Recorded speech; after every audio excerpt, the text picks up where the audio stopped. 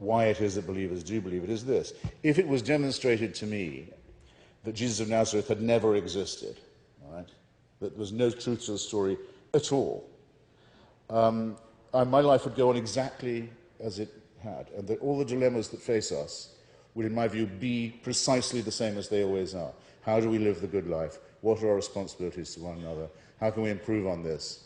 How can we build the just city? All of these questions would remain, as they will for every generation. To the believer, it would have to be a calamity to discover that this person never existed. They would have to say that their lives were pointless, were meaningless. Now, just think for a second what a confession that constitutes. What an abject confession that is. Well, in that case, I don't care, they'd have to say. Without, as St. Paul says, if there was no resurrection, no bodily resurrection, then we are of all people the most miserable. What is it to believe this kind of thing? If I say to a Muslim, you know that the Prophet Muhammad very probably didn't exist anyway, he certainly didn't take dictation from the Archangel Gabriel, don't be silly.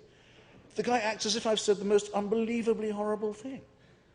As if life would be unlivable if what I said was true, or even if I was allowed to say it. What is this? What is this? I ask you. It belongs to the childhood of the race.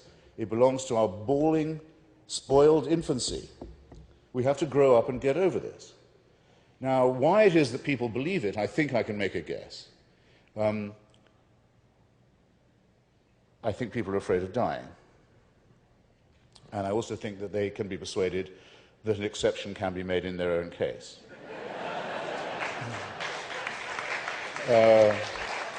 If they make the relevant propitiations and so on.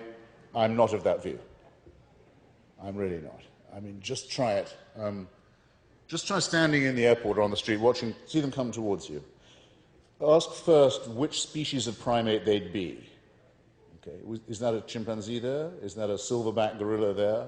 Is that an orangutan there? You'll find everyone you know falls into one category or another. It passes the time at airports. And then you say, now look at that one.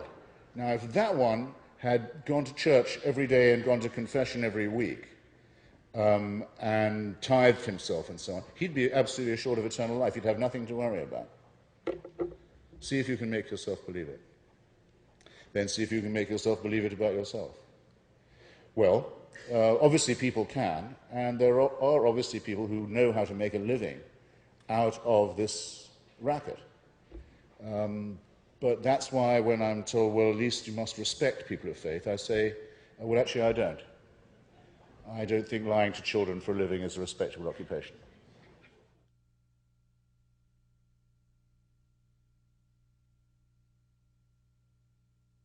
Oh, no, I think the First Amendment to the Constitution, which I keep mentioning, is correctly the First Amendment, because it has an establishment clause forbidding the Congress to make any law respecting an establishment or a support of any religion. And it also has a free exercise clause forbidding Congress to make any law abridging the freedom to attend any religion, any church, or practice any religion. And I think that strikes exactly the right balance. It originates from the time when it was decided to disestablish the Anglican Church, because it had been the church of British imperialism in Virginia. And the motion of Patrick Henry in the Virginia House was, well, no, we shouldn't go on subsidizing the Anglican Church. Instead, we should subsidize all churches. And Jefferson and Madison said, no, here's a revolutionary idea. Let's not subsidize any. People who want a church of their own can go to it, but they'll have to pay for it out of their own subscription. I would vary it only in two ways, and I think I could plead the Constitution in both cases. First, I don't think churches should be exempt from taxation, because that constitutes a subsidy. So tax-exempt churches shouldn't be allowed. Second, I think if someone's found mutilating the genitals of their children, they should go straight to jail and shouldn't be allowed to plead a religious right to do so. Same with honor killing, same with polygamy, same with bride price, same with child marriage, and I think if a Jehovah's Witness or a Christian Scientist lets a child die from neglecting to take them to the doctor, the same should apply. That should be the last thing they do on the outside. So obviously the common law has to be made to apply. And I think that Congress should hear, and the Supreme Court should hear evidence that no American aid money should be allowed to go to Israel that is even diverted to the building of Messianic settlements on the West Bank, because as well as theft, that's the establishment of religion using American taxpayers' money and should be illegal.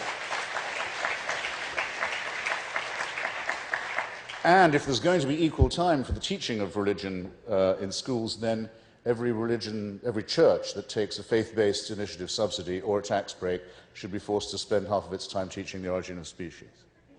I think that's only fair.